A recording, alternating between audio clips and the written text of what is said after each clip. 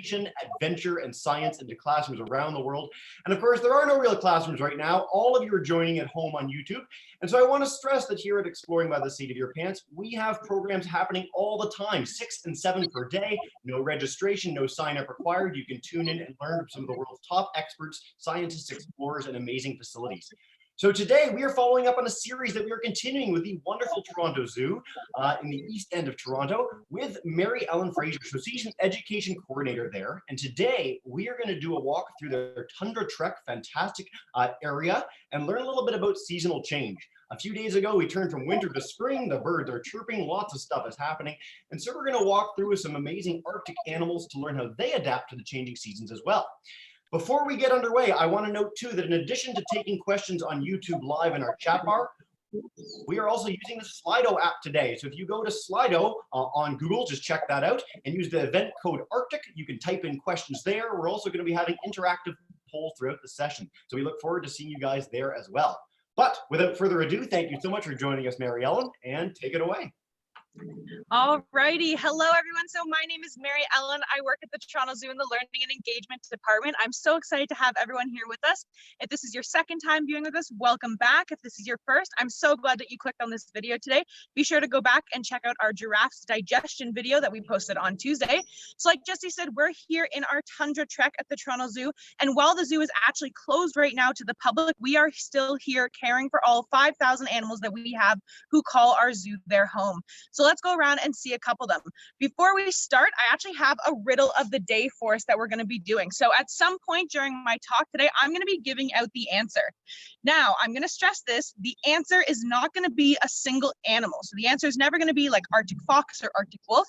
It's going to be a word that describes a behavior or something that animals do to help them with their seasonal change. So our riddle for today is from out of the home and from the cold.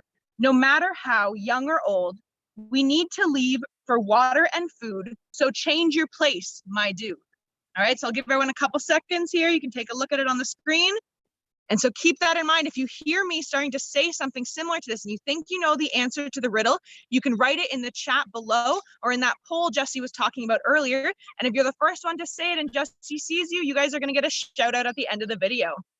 All right, so without further ado, let's check out our first animal over here. All right, so these are our Arctic fox. We're gonna get a close up there for them in a second here. Now, Arctic fox are quite amazing animals. They have one of the thickest furs and densest furs that ever for any animal living in the cold, which is quite remarkable. They do live in a very cold Arctic climate. This is one of our foxes right up here. So we have two in this exhibit. We have Elsa and Storm. So one girl and one boy. During this winter months, they're going to have that nice thick white coat. And then in the summer and springtime, they lose a little bit of their fur to help keep them a little bit cooler.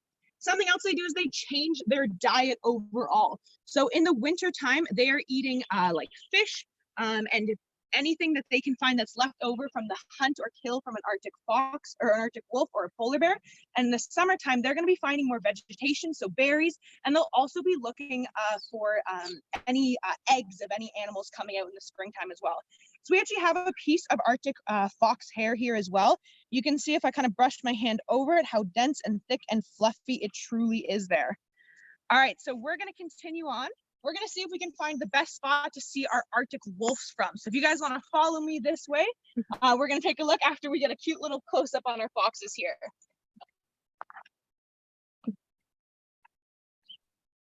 Beautiful.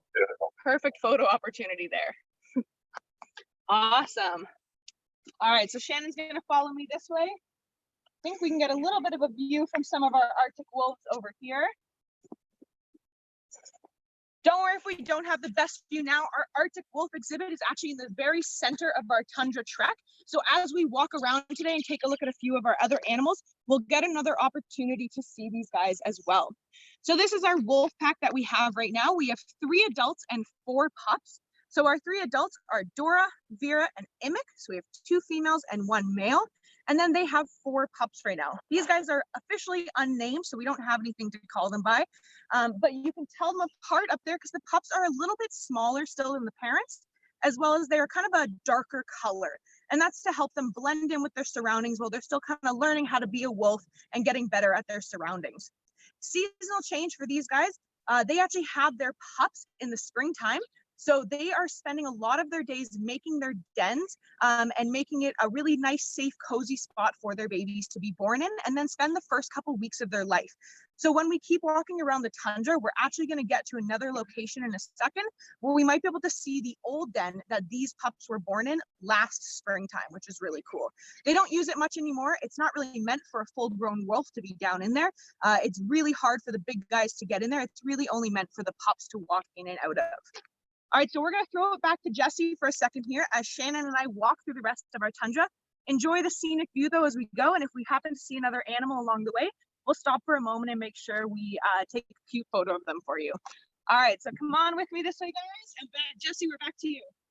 Fantastic. Well, as we follow you along on your journey through Tundra Trek, first of all, for anyone tuning in at home, I know the zoo is closed right now, but when it is back open, hopefully in the coming months, we really encourage you guys to go check it out. It's really a world-class facility with some really amazing animals and people, as you're already witnessing.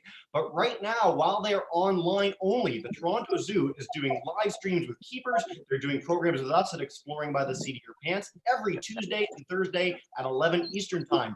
So you've got some really great sessions coming next week on sleep with bats, naked mole rats, and fish, and then on Thursday with Komodo dragons and tree kangaroos in their Australasia pavilion. Also online, if you go to torontozoo.com, they have a whole list of parent resources where you can learn more about all the work that they're doing in conservation and education at the Toronto Zoo. I'm going to link to that in the YouTube chat bar and the comment section as well, so I encourage you to check those out. And again, us at Exploring by the Seat of Your Pants, no registration or sign up required. We are doing 6 to 8 programs every single day with explorers, scientists, and facilities around the globe, including 6 more after this. So we really encourage you to check those out too. Again, unlimited numbers of people can tune in. And we're getting some interaction on our Slido app. This is something that we're piloting new at Exploring by the Seat of Your Pants in the last few weeks. And so we encourage you to check it out. Check out our polls that are going on there as we go through the session and answer some questions. Upvote the questions that you love, and we'll take as many as we can at the end. A huge shout out too to over 225 people tuning in from around the globe. We've got Toronto, we've got all over Ontario. So we really appreciate you guys all being here. Let us know where you're joining from. We love to hear what our reach is here, both at Exploring by the Seat of Your Pants and the Toronto Zoo. And so thanks so much for watching. All right. Looks like we're almost getting there with Mary Ellen, so I'll turn it back to her. Awesome. Thanks for that, Jesse. So yes, we have made it to our next exhibit here. These are our caribou. Now, some people get a little bit confused when we introduce our caribou. Some people in other parts of the world might call them reindeer. There is slight differences between them in subspecies, but here in Canada, we do call them caribou. And in a lot of parts of Europe and things like that, they're referred to as reindeer instead. So these are our herd that we have just behind me. Now, these animals go through several seasonal changes. The first one that happens is with something you might have seen before. This is one of their antlers. Now, antlers and horns often get confused when we're talking about animals, but to give you guys a quick little lesson on them, a horn is something that grows on an animal and it keeps growing with them for the rest of their life, where an antler is seasonal, so it falls off every year and regrows. So this is actually one from one of our caribou here that has shed it, and they don't look like this when they're actually on the caribou. They have a velvet on top of them, which is really cool. So here we go, we can do a close-up. This is a piece of the antler velvet. It's quite soft and it falls off for them. Now you might be wondering why or when their antlers fall off for them. Oh, look at that, they're coming up to say hi to you guys. So male and female caribou lose their antlers at different times of the year. So the males are gonna lose them in the, the females are gonna lose them in the springtime. While they're trying to fend off and have resources left for their babies. And the males are going to lose them in the wintertime when they're trying to fight for that female's attention with other males. So they could come off from rubbing them on a tree, or they could come off from them fighting with each other as well. Another really cool adaptation that these guys have, if we can get Shannon, she's going to pan down and look at their feet for a second for us. You guys might notice that they are a hooved animal. So we also have some trimmings here we can show in a second of their feet. Their feet actually change depending on what time of year it is. So in the summertime, if you ever go outside and it's a little bit boggy or rainy out, you might need to wear your rain boots. These guys, they don't have rain boots that they can just slip on. So in the summertime, their feet actually get a little bit softer so that they are able to walk through that muddy kind of sticky dirt that's all around them and not get stuck down in it as much. In the wintertime, these guys, if you can see right now what they're eating in front of you, they're eating kind of hay and grasses. They got some carrots, it looks like, and maybe some apples. So this is vegetation that's commonly found on the ground or kind of in shrubs and bushes near the ground. But in the wintertime, especially here in Canada, there's quite a bit of snow and ice on the ground around them, and that can make getting to their food a little bit difficult. So in the wintertime, their feet actually harden up, so they're able to kind of poke through and use their feet as shovels to get to the food underneath for them, which is really cool. Our last seasonal change that these guys do is they actually go through a migration. So they have to follow their food, and they have to try and go to different areas to find new resources. So young and old together, all of them will travel as a herd and move from area to area to go and find more food and water. Alrighty, we'll get a couple more seconds of a good photo here with these guys as they're eating their mid-morning snack. And then we're gonna head on in a second and see if we can find any more of our animals.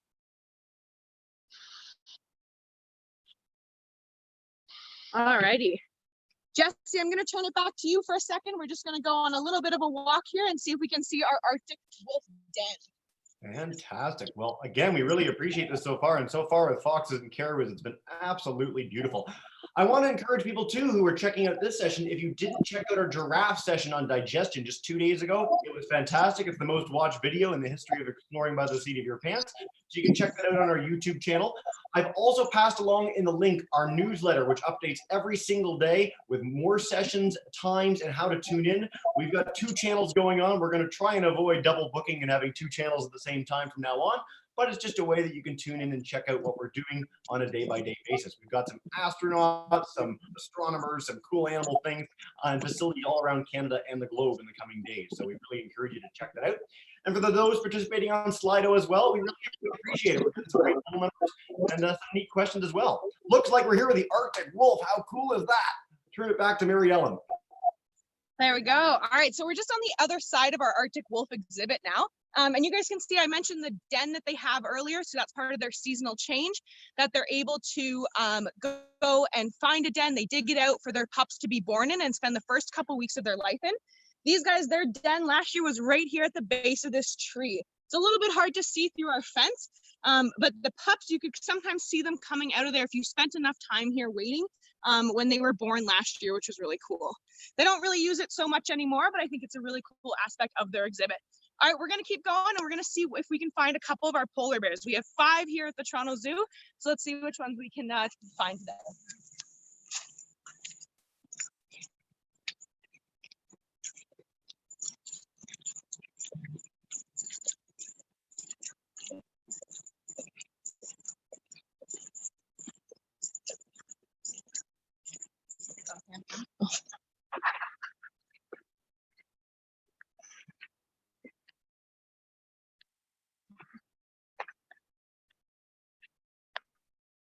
Beautiful guy.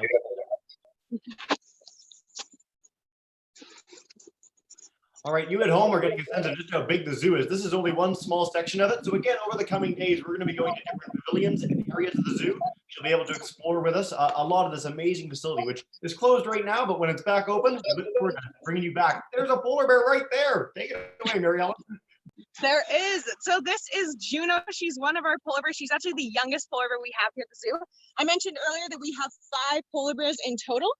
So I'll give you guys a name, and then also if you come back to the zoo once we're open in a couple weeks, you might be able to come and try and tell the difference between them. So here are some tips and tricks for them. This is Juno here, and the reason I can tell that is she's by herself right now. So polar bears are often a solitary species, which means they don't like to live with other bears. She's pretty young as well, so she's quite a bit smaller than the rest of our polar bears out there. So she's pretty easy to tell apart. Her 2 brothers and her mom and her aunt also live here.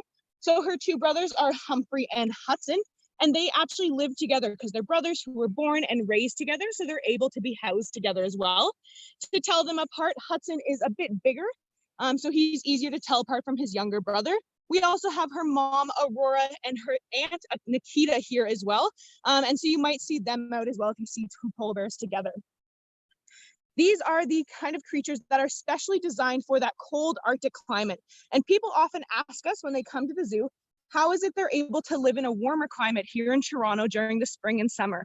So I'm going to give you guys a few adaptations that they have for themselves to help them with the changing seasons, but also some ways that we help out our polar bears here to make it as comfortable for them as we can. So one of the main things is you can probably see on Juno right now, her hair is kind of slicked back because she's all wet from jumping in there in the water, which is awesome, her giving us a little show. But you can see that you can actually see her black skin underneath. So these guys have a really thick layer of fur and then blubber underneath of that fur. And in the summertime and in the spring, they start to lose some of those layers and kind of thin down a little bit in the summertime and the heat of it, so that they actually lose a little bit of weight and can keep cooler. Their diet is a huge thing that changes also. Polar bears love to eat seals, and actually in the early spring is when they kind of bulk up the most, because that's when all the baby seals are starting to come out and they're a little bit easier prey for them. But in the summertime here, you can often see our polar bears eating lettuce. They get fruit and veggies and apples and carrots, and they'll get a little bit of fish and seal oil for training as well. They don't start bulking up with the majority of their fish until later in the fall time again, when they need to start putting on that winter weight. These guys as well, they will have their babies in the winter time so that they can have protection from the cold winter air in their dens that they build during the winter. So in this time of spring, this is when you'll see those babies coming out of their dens for the first time. Another really cool adaptation, Juno maybe doesn't fit this one just yet because she is still growing, but they have massive paws. So we'll pull away from Juno for a second. This is an indent of a paw from our polar bear Aurora, so Juno's mom.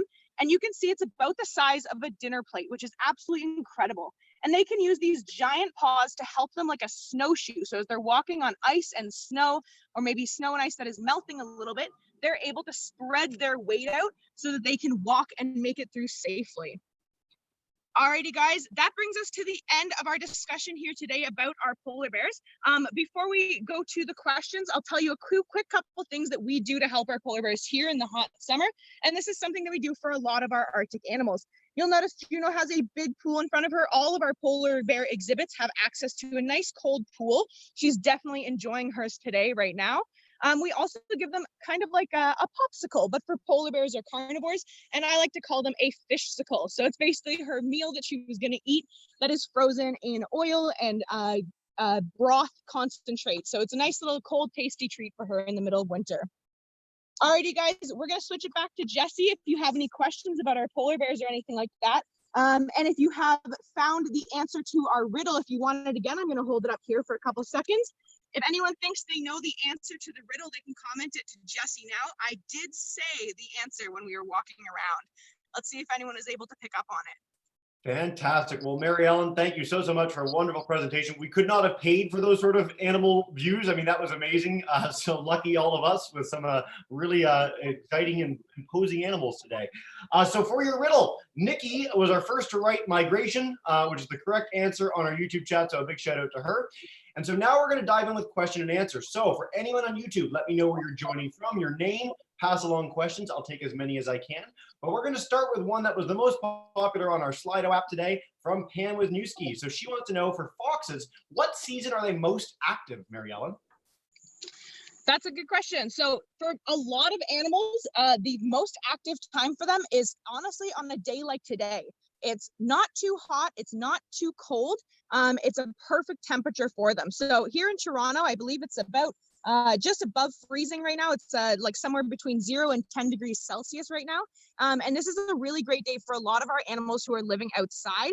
It's cold enough that they're able to, still be up and active without overheating, but it's not too cold that they have to kick in with their adaptations to keep themselves from freezing as well. So this is kind of the perfect day. I'd say mid-fall and early spring are usually the best times to see animals at their most active. Amazing. Thank you so much. All right. Our second question from Slido. How long does it take the fox to change color from this gray to the white? So it varies per fox. These guys, you can usually see a change within the month. It also helps as well. Unfortunately, we can't see one of our other polar bears right now, but even in the spring and summertime as well, it gets a little muddier out on the ground, and these animals are spending all their time on the ground. So we were here earlier, and one of our polar bears looks like a grizzly bear today because he is just covered head to toe in grass and dirt from rolling around. So they can take a variety of time, but them kind of rolling in the dirt helps them camouflage in this warmer period as well. Fantastic. All right, so we have a polar bear question since they're right in front of us. Kirsten wants to know, why is their skin black? Okay, yeah, so that's a question we get pretty often for these guys. People are pretty confused by it, definitely. Well, when you think about where they live in the Arctic, it is freezing cold there for a majority of the year, and they need to use every adaptation they can to try and stay warm. And remember, last week I mentioned an adaptation is a creature feature that allows an animal to help them survive or thrive in their habitat. So that black skin that polar bears have, if you guys want to go do a science experiment outside, you can take an ice cube in a piece of cloth that's white and an ice cube that's in a piece of cloth in black. And if you put them outside in the sun, the one in the black cloth is going to melt faster. And that's because darker colors absorb more of the sun's heat. And so it helps keep them warm in those cold winter months. Very cool. All right. Well, we encourage all you guys to do that at home, of course. We have a question all the way from Ukraine. So Sophia wants to know, how much fish does a young polar bear eat per day, or how much does a polar bear eat per day? That's a really good question. I don't know the exact amount for our guys here, but I do know if you go to the Toronto Zoo website, we actually just posted a couple days ago a shot of a fridge with all of the polar bear food in it for that day for those bears. So each of our polar bears eats a different amount. So Juno's young and growing still, so she's going to be probably getting a little bit more food. The females are also smaller than the males. So our big boys, they're going to be getting the most amount of food because also they are still growing. They're between 7 years old, 6 and 7 years old, the two of them. So they're going to be getting the most food, then Juno, then probably our two older females. Very cool. All right, back to caribou for a minute. A question from Slido is, why do the caribou have fuzz on their antlers? What's going on with that? Why did they have, sorry, Jesse, I missed that part. Fuzz, like a little fuzz on their antlers. Oh, the fuzz on their antlers.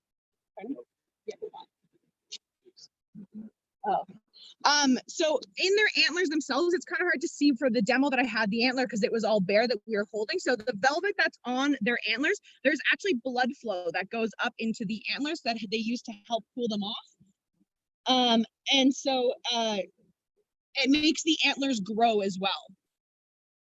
Very cool. I encourage everyone to check that out on YouTube or on pictures online. If you look at velvet or a caribou shedding its velvet, it's really wild. It's really freaky. They look like they have blood all over their antlers. It's fascinating. All right. Caden wants to know if Arctic foxes steal each other's dens. Good question. Yeah, they can definitely do that. It can be tough out there for an Arctic fox in the wild. A good den can be hard to find for sure. And it takes a good amount of effort to make it and, make it feel like home for them. They have been known they're also good at stashing food away. So that's something they will often do. If they have a lot of food at one point in their life, they will hide food away to come back to it at another point. But, if maybe they're not close by, another animal might come in and take that food from them as well, too. Very neat. I want to stress again for people at home, like I've been to the zoo easily a dozen times. I've never seen the polar bear quite this active. So you guys are in for this is a real treat. It's exciting for me, and I hope it's equally exciting for you at home. Yes, he's really active today. Really active today. It's fantastic. Connor in Toronto on Slido wants to know, how big can a caribou's antlers get? Quite large. I would say, depending on the age of the caribou, because the males who are older are obviously going to grow larger ones, but I'd say they probably get 3-4 feet in size. Fantastic. Is there a weight on that? Do we know how much they weigh if you were to pick them up? The one that I was holding earlier, it would probably be a couple pounds there. I'd say probably a really large antler when it's falling off might be maybe as much as 10 pounds, but probably the average is a little bit less than that. Perfect. Thanks so much, Mary Ellen. All right. John wants to know, how long can polar bears hold their breath underwater? Good question. Not as long as you might think. They're probably closer to humans in that range. I know I have horrible breath holding skills when I'm underwater. I'd say around 2 minutes or so. They are excellent swimmers though. So I mentioned that they do have that really large blubber around them. It's about 10 centimeters of fat that they have on their body at all time, which helps them to float really well. So their back legs are used as like the engine for them, and their front legs can help them push them in the water. But that fat layer really helps them to float. So they really only dive down when they have to, or when they're kind of playing like Juno here with her little piece of tire. It looks like she's playing with. And so, speaking of this play, we just got a question from Slido, from someone who's anonymous, and they wanted to know: do polar bears play in the wild as well, either alone or with each other? Yep, when they're young for sure. So like I mentioned, Juno's our youngest polar bear here. And for a lot of animals, when they are playing or kind of goofing around is what we kind of call it, they're actually learning survival skills for themselves. So she's learning how to hunt and grab in the water and manipulate things, so that when she's going and maybe hunting a seal or anything like that, if she was in the wild, she'd be able to grab hold of them and be an expert swimmer when trying to take any prey. Fantastic. Obviously, now that we got on polar bears, it's just we're down the rabbit hole. All the questions are on them, and I mean, look at how beautiful our one playing in front of us is. So Jonathan wanted to know, when are polar bears more active, during winter or summer? Another seasonal question for you guys. Yeah, for sure. This is awesome with all the seasonal change questions. So a lot of our animals are, like I said earlier, with the Arctic foxes, it's kind of the same for polar bears. So when you think about it, here in Toronto, we can get pretty hot summers. We can get around 40 degrees Celsius with humidity, and that's too hot for even me to function. So think about it, when you're here in the summertime with your family, sometimes on a really hot day, our polar bears are just napping. And a lot of our outdoor animals will be doing the same. And that's just a way for them to help beat the heat. And same thing in the winter. Sometimes we can get -40 here in Toronto with the wind chill, and it's too cold to do anything. Think about it, when you go outside, you don't really want to even go outside in the winter time. So again, coming in the spring or fall time is the best time to see our polar bears at this active kind of playful swimming range. For it goes the same for a lot of our outdoor animals. You tell that barrel there, polar bear. Thanks, Mary Ellen. Great answers.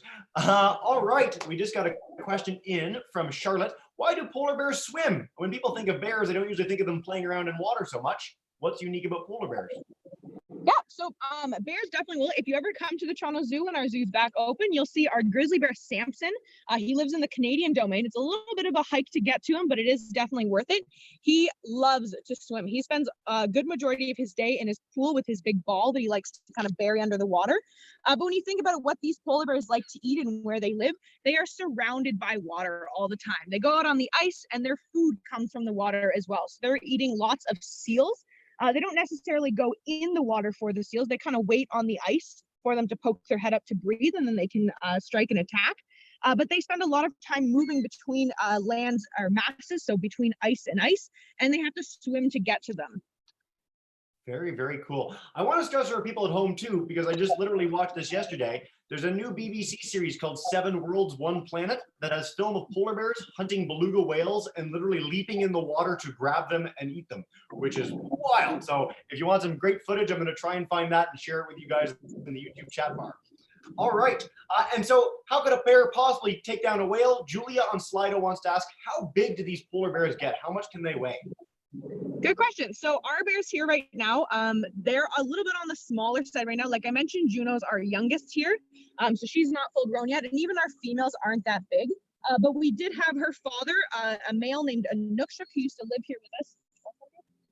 And he weighed, when he was at full weight, so when he's bulking up in the springtime and then in the wintertime as well, he weighed about 1,200 pounds.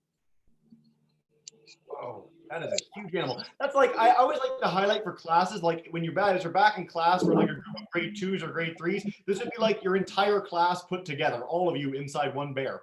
So, exactly. A polar bear can weigh about the same as a grade 2 class. Exactly. And they're the largest species of bear. So when you go down, it's polar bear, grizzly bear, and black bears. Cool. Thanks so much, Mary Ellen.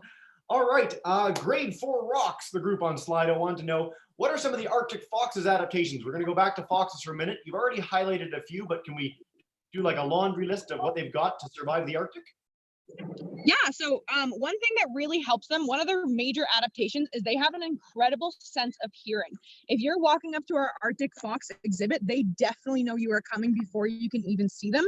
One of their main strategies for hunting rodents in the wintertime is they're actually so light, they'll stand on top of the snow and they can hear a mouse or a rodent underneath of the snow a meter or two down, and they jump up in the air and dive straight down into the snow to catch it. So that sense of hearing and smell really helps them find their food during those cold winter months when there's not a whole lot moving around. Fantastic. All right, we're going to take a couple more questions before we wrap up.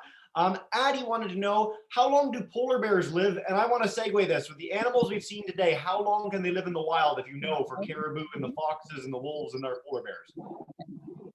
Yeah. So same thing. We had this question for giraffes last Tuesday as well. So there is a slight variety or varieties, I should say, between animals living in the wild and captivity. So in captivity here, they don't have any predators. These guys aren't going to have to worry about going hungry or anything like that. And they do have all the vet care that they can need. And we actually do some really cool training videos with our polar bears for their health care as well. So if you're interested in looking at those, you can find them on the Toronto Zoo website. We do a lot of caring for them offering up their paw to us, and we can take blood from them voluntarily so that we're able to test it if they get sick. Now, for these guys here, I'd say about 20 years or so is their captivity, and probably a couple less. Unfortunately, for polar bears, it can be really difficult for them when they're first born. They require a lot of care by their parents, and unfortunately, sometimes the conditions aren't as perfect as we'd like them to be in the wild, with climate change and everything affecting our bears in the wild right now. And so a lot of polar bears won't actually make it past those first couple months or couple years. All right. Thank you so much, Mary Ellen. So, you know what? We've done half an hour. We've had some really amazing animal interactions. Where can kids at home go to learn more about the work you guys are doing at the zoo and in general about tundra animals and our Arctic friends? So if you guys want to learn more about anything we did here today, what we're going to be doing in the future, we'll be here every Tuesday and Thursday at 11 a.m. Eastern Standard Time. You can head to the Toronto Zoo website. We have a parental resource tab where we have lots of just general resources, so cool things you can do at home to learn about all of our animals. But then also there's specific resources that go with each video that we're doing. So you guys can do fun experiments at home, learn more about our animals. You should also check out the Toronto Zoo Instagram and Facebook page and Twitter. We post a lot of really cool behind the scenes videos of all of our animals there. All of our keepers take videos for us, as well as every day at 1 p.m. here at the Toronto Zoo, we're doing daily live keeper talks as well. So you can tune back in on Facebook Live at the Toronto Zoo to find any of those resources. Outstanding, Mary Ellen. I want to stress for people at home that almost no one is doing more in digital education to, keep you guys learning at home than the Toronto Zoo is. So we really appreciate them joining us here at Exploring by the Seat of Your Pants. We look very forward to next week's sessions. Again, the Africa Pavilion, we're going to be exploring bats, naked mole rats, some other amazing animals. And then on Thursday, we're going to be live with the Komodo dragon and tree kangaroo in the Australasia Pavilion. For now, thank you so much to our 250 folks that have been tuning in for this session. Mary Ellen, this was fantastic. Thank you so much. Awesome. Well, thank you for having me. We'll see you guys next week. All right. Have a wonderful rest of your day, everyone. And bye for now, guys. See you soon.